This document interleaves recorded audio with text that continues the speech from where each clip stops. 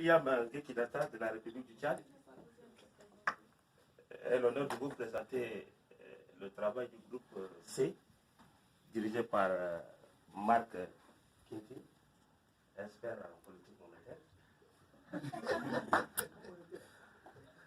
Donc, sans plus tarder, je vais planter le décor et après quoi mon ami viendra pour entrer dans la technicité du travail.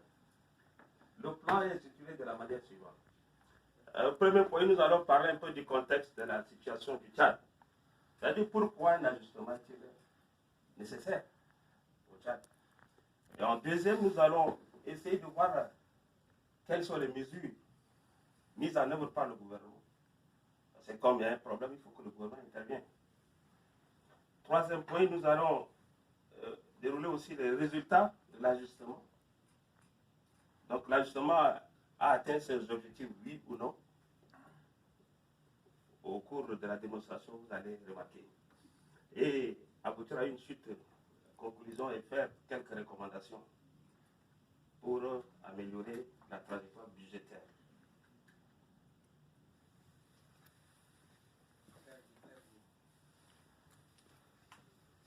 Voilà.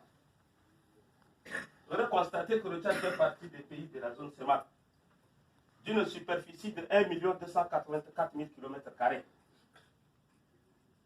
ayant pour population, le recensement de 2015, on était 15 millions d'habitants. Autrement dit, la croissance démographique est plus forte que la croissance économique. D'ici 2020, nous allons atteindre 20 et quelques millions. C'est une économie peu diversifiée, mais qui a commencé quand même à exploiter le pétrole en 2003.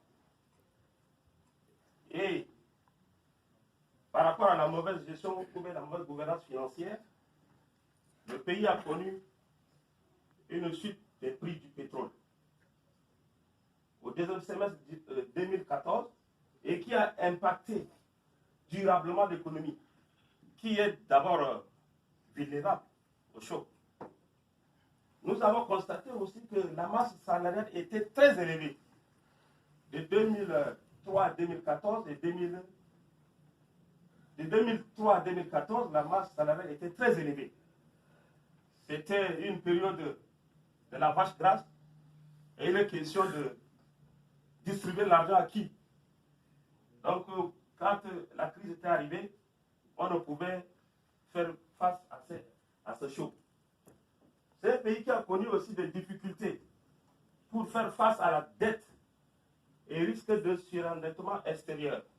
C'est vrai, le pays a atteint le point d'achèvement en juillet 2015, le point d'achèvement, mais la dette intérieure est de 52%. Donc, le point d'achèvement, c'est par rapport à la dette extérieure. Le pays continue par accumuler encore la dette intérieure. C'est un pays aussi qui a un problème où la situation économique est aggravée par des problèmes de sécurité. À partir de 2014, tout le monde est au courant de la secte Boko Haram. Donc les frontières entre Tchad et Cameroun sont fermées, les frontières entre Tchad et Nigeria sont fermées. Ce qui a fait, c'est que c'est un pays qui est importateur de biens de consommation. Donc tous ces problèmes énumérés dans le contexte ont conduit vraiment à une dégradation du solde budgétaire global du pays. Vous allez constater, donc ça c'est pour embellir. Donc vous allez constater que les deux graphiques à partir de 2011 à 2014, à partir de 2011 à 2014, le PIB a un taux de croissance de 2%. Mais de 2014 à 2018, nous sommes arrivés à un taux de croissance, c'est-à-dire en 2017, nous sommes arrivés à moins 2,6. Et en 2016, en 2017, c'est moins 1,9. Mais en 2018, c'est 3,1. Cela veut dire qu'il y a quand même une progression par rapport aux mesures mises en place par le gouvernement. la production aussi, la production du pétrole avec les recettes de 2010 à 2014, la production, ou bien le prix était un peu stable. De 111, nous sommes tombés à 42.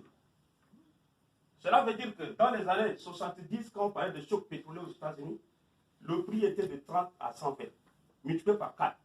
Mais ce que nous avons rencontré, c'est de 120 à 40, divisé par 4. Donc, toutes choses étant égales par ailleurs, et c'est une économie, une petite économie trop fragile. Donc, cette baisse a conduit à une dégradation aussi du sol.